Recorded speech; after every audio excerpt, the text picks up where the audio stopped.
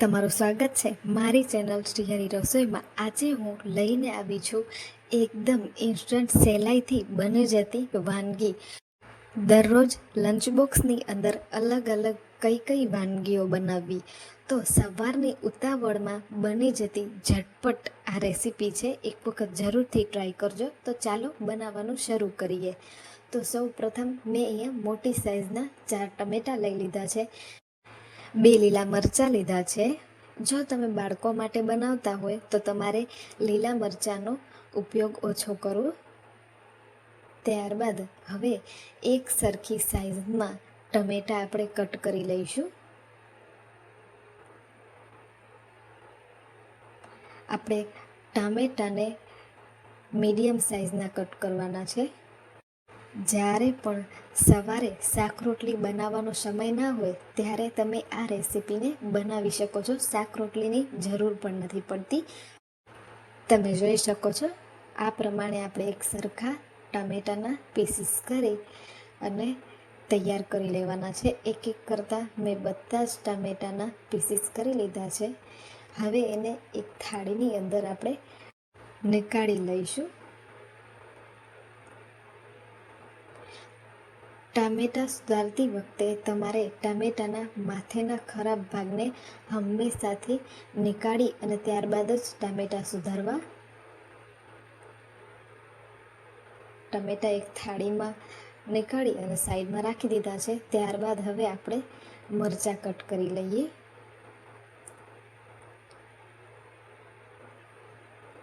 તમારે ઝીણા ઝીણા કટ કરવા હોય તો તમે એ પણ કરી શકો છો।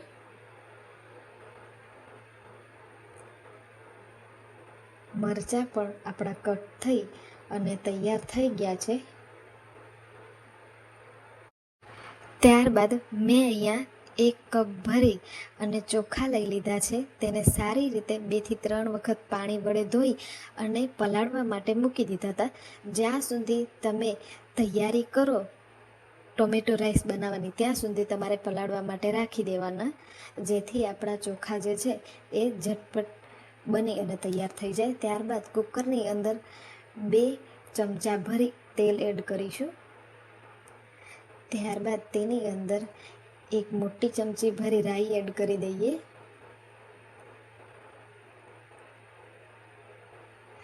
ત્યારબાદ આપણે તેની અંદર જીરું એડ કરીશું। રાઈ જીરું એડ કર્યા બાદ આપણે 1 લાલ મરચું, 1 તમાલપત્ર અને મીઠા લીમડાના પાન એડ કરી અને તરત જ ટમેટાં એડ કરી દેવાના છે। ત્યારબાદ એક વખત ચમચાથી હલાવી અને આપણે કુકરનું જે ઢાંકણું છે તેને એની ઉપર ઊંધું ઢાંકી દઈશું। લીલા મરચાં એડ કરી અને એને પણ એક વખત મિક્સ કરી લઈએ। થોડાક એવા આપણા ટામેટાં જે છે એ ગળી જાય ત્યાં સુધી જ આપણે કુકરનું જે ઢાંકણું છે તેને ઊંધું ઢાંકીને રાખવાનું છે। ટામેટાં આપણા થોડાક ગળી ગયા છે। હવે આપણે તેને એક વખત ચમચાથી હલાવી અને બધા જ મસાલા એડ કરી દઈએ। અડધી ચમચી ભરી હળદર, 1 ચમચી રેગ્યુલર શાકનું જે મરચું છે એ અને અડધી ચમચી કશ્મીરી લાલ મરચું। ત્યારબાદ ધાણા જીરું પાવડર, ગરમ મસાલો, સ્વાદ પ્રમાણે મીઠું એડ કરીશું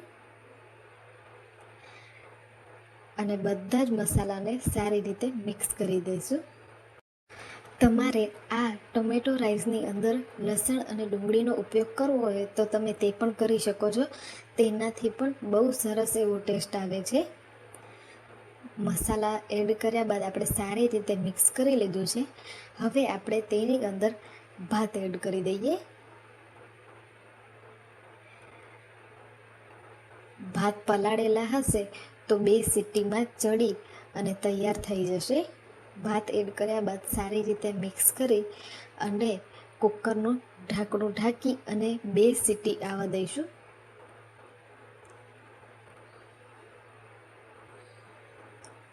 2 સીટી આવી જાય ત્યારબાદ કુકરને ગેસ પરથી નીચે ઉતારી અને 10 મિનિટ માટે એમને એમ રહેવા દેવાનું.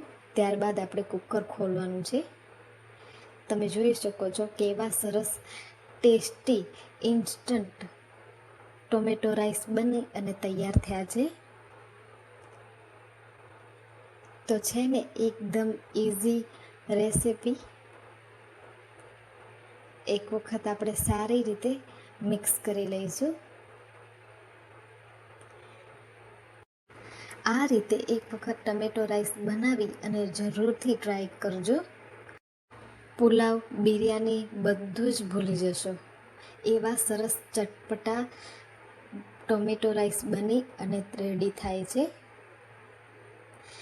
ટોમેટો રાઈસ બનાવતી વખતે તમારે ટમેટાનો ઉપયોગ વધારે કરવો.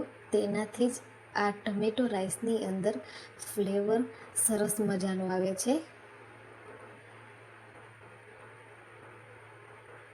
તો આપણા ચટપટા ઇન્સ્ટન્ટ ટમેટો રાઈસ બની અને રેડી થઈ ગયા છે. આજ માટે આટલું જ. ફરી મળીએ નવી રેસિપી સાથે. તમને મારી આ રેસિપી કેવી લાગી એ મને જરૂરથી જણાવજો.